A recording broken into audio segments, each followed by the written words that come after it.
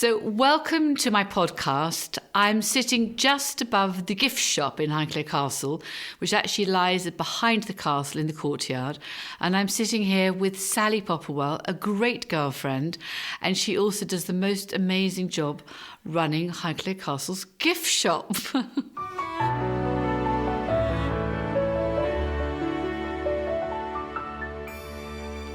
Well, welcome, Sally. Thank you so much for taking some time out to sit with me today. Hello, Fiona. Very nice to be here. We have been working quite closely together for the last 6 months. And of course, you were part of our lockdown bubble doing many different roles. But now we're back in the swing and I've met some very happy guests outside saying what a nice gift shop it was. And the range of things you had to sell was very exciting. And a man said that to me, not just the women. Good it heavens. was that. Well, it's lovely being back with the proper job, so to speak. It's interesting how much it has changed. So up till now, we had an amazingly international audience. And you had to think about not only the souvenirs that they'd like to have, but the imperative behind how they buy them. So, for example, did we have enough things that were lightweight to go on planes and that sort of thing? But this is now an almost entirely homegrown audience. And in some ways, it's been absolutely marvellous because I've been able to indulge in all sorts of things that I normally would have to be a little more self-controlled over. Ginger pots. Ginger pots. Lots and lots of lovely ceramic pieces, which are far too big for most of our lovely guests who come in from abroad, simply because they can't get them home.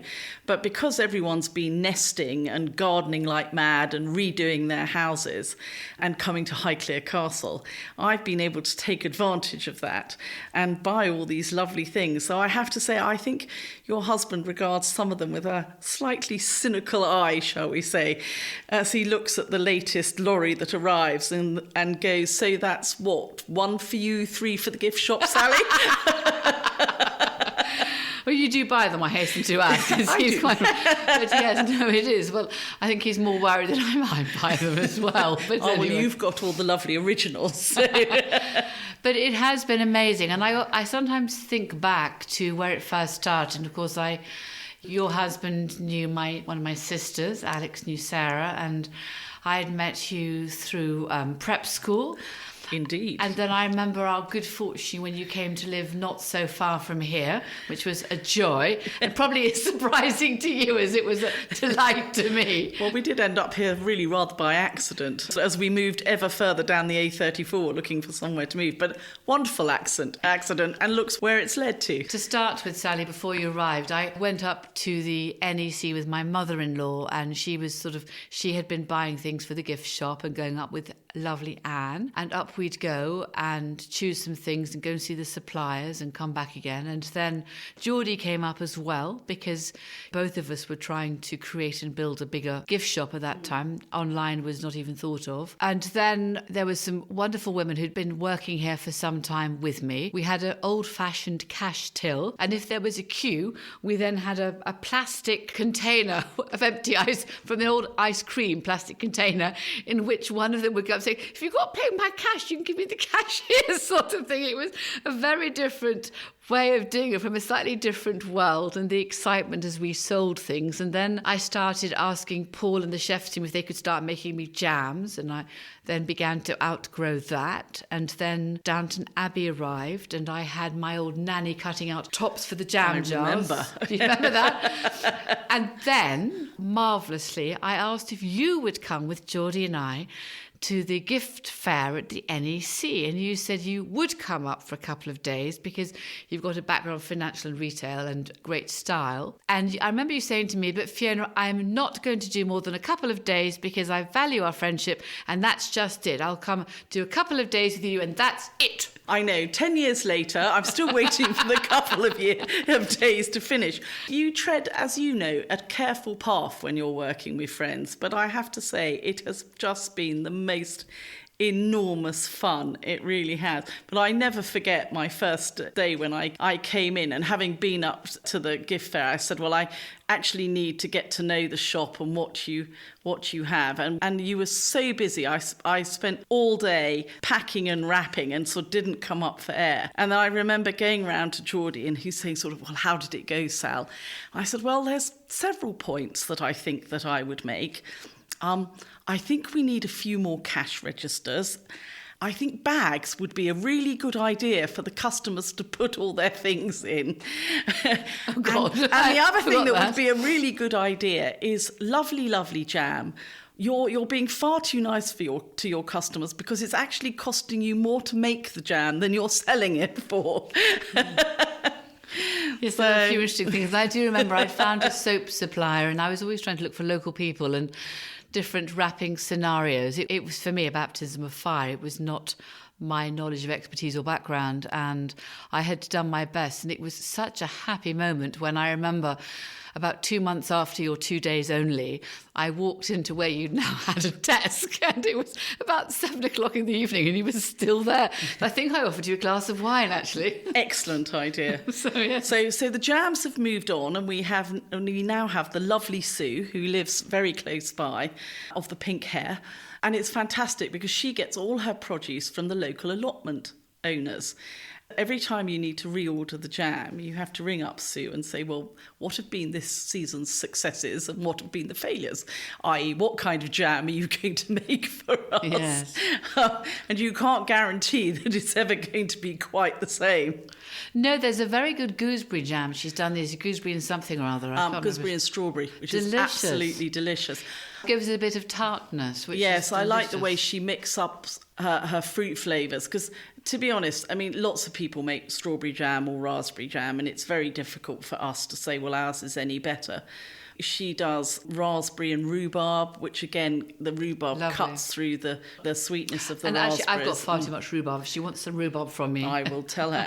And gooseberry and elderflower, which is one of my favourites. And I use that in stews as well, actually. Yeah. It's rather delicious. So it's lovely having the sort of never-ending supply of seasonal fruits in a way. And nice that they come local. I think it's very important, and I try and follow it as much as possible, that we have local suppliers for the gift shop. And failing that as much as possible is made in this country. I mean, there are a few things that you can't have. For example, take the Egyptian things. So we have scarabs, but they're actually made in Egypt on a fair trade basis. So I feel that that's good too. They're not made in this country, but then why would they? We don't have a long history of scarabs. But they are at least made in Egypt where they live and belong. So I think that's also very important. It's choosing, I guess, how you do it.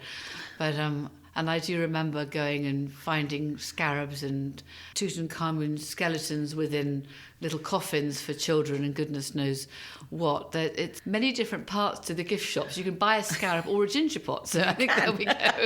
And a jar of jam. And a jar of jam. And then the hand cream. I've been selling your hand creams because we've got so much hand sanitizer around the castle. So I welcome people saying there is a lot of hand sanitizer. Please use it. Please keep your distance. And at the end, please do go and find the gift shop where you'll find some gorgeous hand cream because the hand sanitizer takes the skin off your hands. So there we go. Yeah. And I've been wearing your coats too, modelling them. Excellent. Well, the hand creams are made by the same little factory which is down towards the West Country, which is owner run, and they do our candles and our hand cream. And again, it's lovely because you talk to the man that owns the business and makes everything. You get to know the girls who work in the little factory. And it's a much nicer way of doing business that a lot of my suppliers I actually have conversations with. It's first name, you deal with the same person year in, year out, and you build a relationship. Well, I find you having coffees and croissants together. Well, that might be part of it. It's extraordinary where you've taken the whole gift shop too. It's an amazing accolade to you with what you've achieved with it. And then, of course, during lockdown, my son Eddie and Sophie, who was also staying with us, were photographing the gift shop to put much more of it online and then shaping the photographs, which was, I'm not sure his completely idea of joy, but he did a very good job. He's a good photographer. He did an excellent job. No, I think it wasn't quite how he envisaged his lockdown, but in lockdown for me, it came just as I felt that I'd put together my best ever year of stock, and I was so excited about it, and we'd filled the entire shop ready to get going and stock rooms for the Easter season. And then, of course, we were all put into lockdown, and I was surrounded by this absolute mountain of boxes and stock and what to do with no idea of how long we would be locked down for. So the obvious thing was to start building up the website, gift shop website, a lot more. And actually it was huge fun, because having two sort of really enthusiastic young people to help you, not to mention the fact that they're infinitely better on the computer than I am, and there was always somebody around when I needed a young person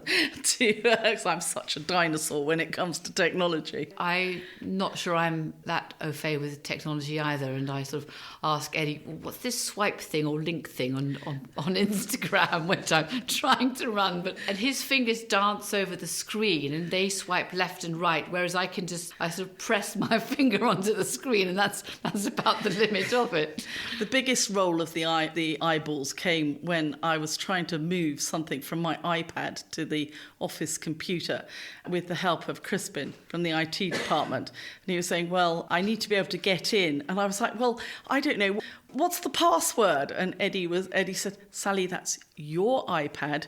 Only you know what the password is to that. It's no good asking Crispin for it. Oh my goodness. It's like, oh, good point, well made. I had to ring home, ask my husband. Oh, bloody hell. And the thing is, sometimes I'm trying to open my phone, but I'm wearing a mask, so the phone doesn't open, so you can't do anything, can you? It is quite an extraordinary wealth sometimes, Sally. It's interesting in the shop too, because of course they were rolling out all the I'm a dinosaur, all that technology where facial recognition for payment on your phone. And of course, it doesn't recognise you with a mask on. So now we've got the situation where you have to wear a mask in the shop. But at the same time, if you want to pay on your iPhone, you have to whip your mask off, say, yes, phone, it's me, and put your mask back on again. And everyone says, don't worry about it. I think overall, most of your customers are very, socially aware and want to leave the space anyway. So we're most fortunate in that respect, Sally. And the other thing that you've done so well with, which I love, are all the pots that we've done. We've got so many beautiful garden pots and use them to separate all the visitors during the summer as well, which is a much nicer way of suggesting social distancing without reminding people, because I think you need a nice day out. But large pots of beautiful fuchsias and hydrangeas, and then the pots by your shop, which also people can buy, have been really well received. And I think that also people get not tired, because everyone's being remarkably patient and good-humoured, but you only need so many notices that say, don't stand here, keep your distance. You sort of do feel slightly like a harried schoolchild after a while. And of course, we want to make our guests feel like they're having a wonderful day out, and not having to every minute of the day is a rule and a regulation and do this and do that. So it is a difficult balance, actually. I completely appreciate that. And some people feel slightly differently to others, so it's different customers' personal feelings. But I have noticed in your gift shop, I went in there last night just to observe the shelves, and apart from obviously an excellent sale in pots yesterday, you also had very empty gin shelves. So you have been selling an awful lot of Highclere Castle gin to all of our lovely British customers. I am so grateful to them. No, it's fantastic. Gin and beer. I think the banqueting manager is darkly suspicious as whether some of it's going by the way of the gift shop girls. You always say the gift shop girls, but I think Duncan, our computer colleague, once said that the combined age of the gift shop girls was older than the castle itself, because some of them, have been here for some years, which is marvellous. The glorious thing about coming to work here was, and I am in my 50s, shall we say, that I was, of course, the youngest person in the gift shop. And it's a very wonderful thing to be made to feel like the young spring chicken at my age. So she's very sadly, coronavirus has caused a couple of them to decide that at long last they need to retire. I did have a couple of ladies in their 80s who were very, very much determined to carry on as gift shop girls. I do remember seeing a hilarious argument about who was going to climb up the green ladder, which sits on the ground. And I remember Anne saying, "So, Sally, I'll go up there." And Anne must be in her late 80s. And Sally was saying, "No, Anne, I'll go up there." And you had Sue or somebody else saying, "No, I'll go up there." So it was a combination of arguing about. And of course, you all went on that manual handling course to guffaws of laughter from absolutely everybody. Yes, and we of course do follow every rule and would never consider standing on a chair these days to reach down things. Except I think I've stood on the old chair to try and get a mobile signal, because there is no mobile signal whatsoever in your gift shop. So I lurch across a big brown thing or balance on your chair, which goes round in a circle, which isn't very clever. If you stand on the table in the middle of the room, you can get quite a good signal. So if you ever find a gift shop lady standing in the middle of the table, you'll know why. It's a really lovely group of women who are helping you in the gift shop. I mean, Sarah Ede is a complete perfectionist and lines everything up so perfectly that she gets quite annoyed if you sell anything, because it's an imbalance of instead of 3 trays on each pile, one's got 2 and one's got 3 because you've sold one, and she becomes completely irrational about it. It's particularly bad with the tissue paper, because she likes to, some of the tissue paper, it comes in big sheets, and sometimes you don't need a whole sheet, so you have half a sheet. And she is very, very exacting about how you cut the tissue paper, and she measures it. But of course, it's now become a game, and which I become particularly subversive about, because I like to keep myself entertained. And I will deliberately cut the tissue paper with a wonky line and see how long it takes her to notice that somebody has cut the tissue paper in a wonky line. So does she recut it in a straight line? Oh, yes. Oh, goodness me. Well, I mean, that's what makes it so lovely, that it is a cast of characters. And I always have a student or two knocking around to sort of do the heavy lifting.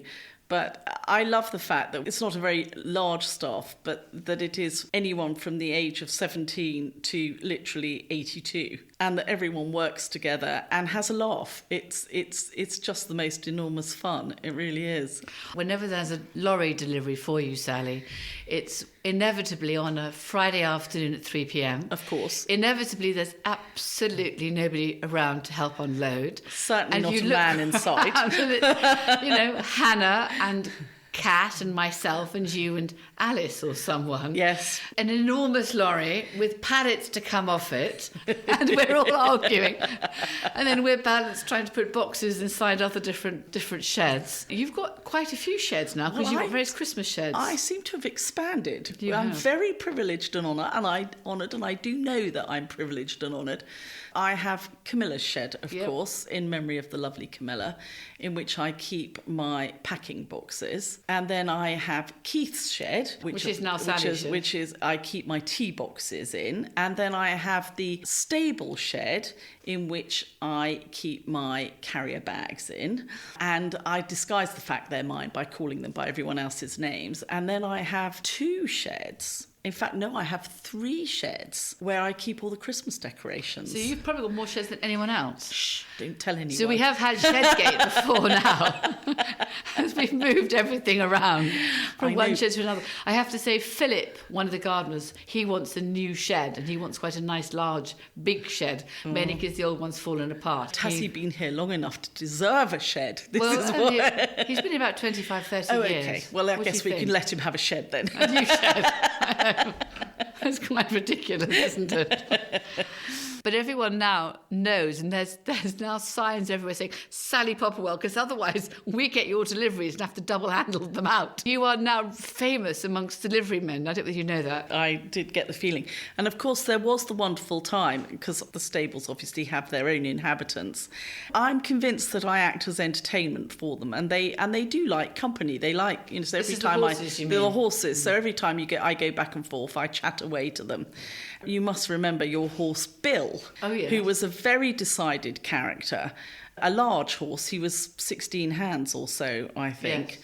And Bill had very decided views on his importance in the world, and that you were really there to keep him entertained. And I was pottering around in the shop on my own. All of a sudden, I felt this presence behind me, and there was Bill in the shop, halterless, bridleless. And he had managed to, I'd obviously been ignoring him for far too long, and he'd managed to undo his stable door, walk up the passageway, which is quite narrow, and come into the shop to give me a piece of his mind. But trying to back Bill down the corridor without anything to sort of lead him by was one of my more interesting Highclere experiences, shall we say. It was quite funny. Well, they actually I think Muffet, the Shetland pony, also came to visit you, but that's somewhat easier because she's not very big and she's completely adorable. Bill was very big, and I do remember these yelps sort of coming from you, and he was very large. He was nigh on 17 hands, and he was perfectly friendly, but he just come to have a look around and see what he thought of your stock, probably. Yeah, give you marks out of 10. And then we took him back again.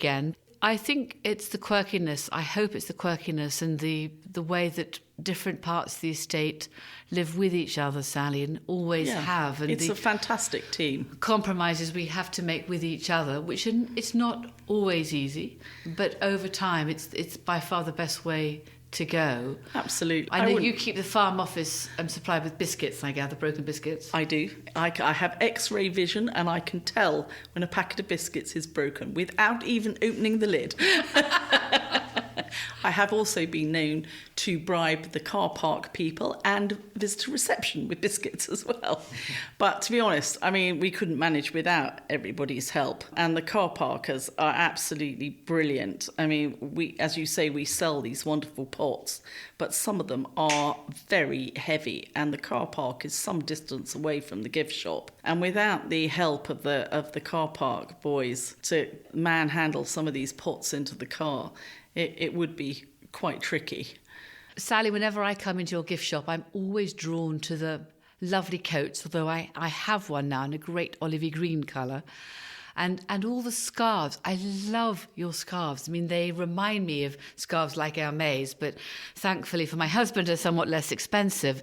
But there's some huge silk scarves which I adore. And then there's some great pashminas with wacky bobbles on the end of them, which I just love. They make me smile. Well, I am a scarf person because a scarf never lets you down. Whatever size you are, if it's a good day or a bad day, a scarf never lets you down.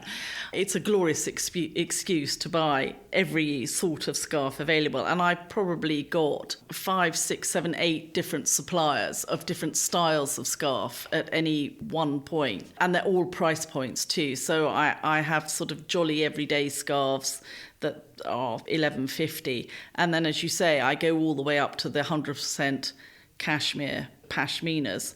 But most things are under £100. Oh, everything is. A scarf for £11.50 is incredibly good value. And I think it's just having fun buying. And I've noticed that our visitors have been amazing and thoroughly enjoyed themselves in the gift shop, because for all the buying on Amazon or on other online gift stores, there's something so nice about seeing, touching, judging in front of your eyes, which is just glorious, Sal. Well, it's very hard to buy something by sight alone. I mean, you can't tell from looking at a picture of a scarf what it's going to feel like. You know, if you're taking the silk scarves, which you were mentioning earlier, I think if you're going to sell a silk scarf, you want it to be that really quite substantial feeling silk twill. And I've got a lovely lady who has just actually, funnily enough, just moved from Brighton to Shropshire, who designs the silk scarves for me, and you know, they're properly rolled around the edges and incredibly reasonable for what they are. She's a very clever lady. And I love that I've got all these little tiny suppliers which I sort of support, which means that I can stock things that are different than you could get elsewhere, but that are very good quality for the price that we sell them at. I think it's very important to give people value for money. You know, we are very grateful that they're coming to Highclere Castle and they're coming to the gift shop. And I want it to be a really happy experience, that they get things that they don't see everywhere else without breaking the bank or without feeling that they're being taken advantage of. I think that's very important. I do. I mean, I don't know whether we can combine a silk scarf with one of my Christmas Highclere books, and I sort of hope that is going to be a good Christmas gift this year, but it's just, it might be something extra, but we can see how we do that. And I know you always ask me to sign every book that you sell. Well, we only sell the books that you've written, which are absolutely fantastic, and it makes them extra special if you've signed them. So yes, pen in hand. If you're very good, you might be able to have a glass of wine later. But you have to sign 300 books first, please. Yes, I know. I think you've actually run out of the at-home Highclere books, so I have. Do need to go and sign those. And that's it's been lovely because they're heavier to take to America. I know you can buy them on Amazon, but they're not signed then. But we've sold quite a few in this country, and people have actually asked for it. And as an author, you sort of wonder whether anyone's going to buy it or will write to you and say they've enjoyed it or anything else. And it is exciting. I wanted that at-home book. It's so nice. And every single book I embark on, I have that same tremendously nervous feeling whether I can write, whether anyone's going to buy it, what it's going to look like. And they look beautiful. I mean, both the at-home and the Christmas at Highclere have the most stunning photography. They are very beautiful books. Oh, Sally, thank you. No, they are. And obviously you've been very kind helping with the editing of it. And I'm beginning to embark on my next book as well. So I suppose there'll be more books to add to the garage, which I should be signing. And I suppose that, Sally, is where I should go next. Indeed, absolutely. You've got to crack on. Well, thank you so much for joining me here today, pleasure. Sally. It is such a joy working with you here, and I feel very lucky and very privileged that you've kind of joined Highclere, and we have a lot of fun together, actually. We do. I love every minute of it. Oh, Thank you. Sal.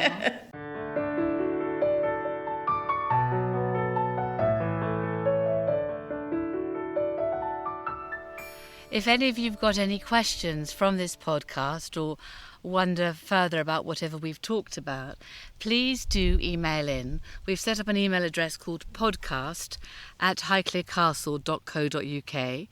Or if you also go onto my blog, which is www.ladycarnarvon.com, you can see that every Monday I post a blog, and I also try to answer the comments, and some of the comments sometimes refer to other questions as well, which I'm delighted to answer.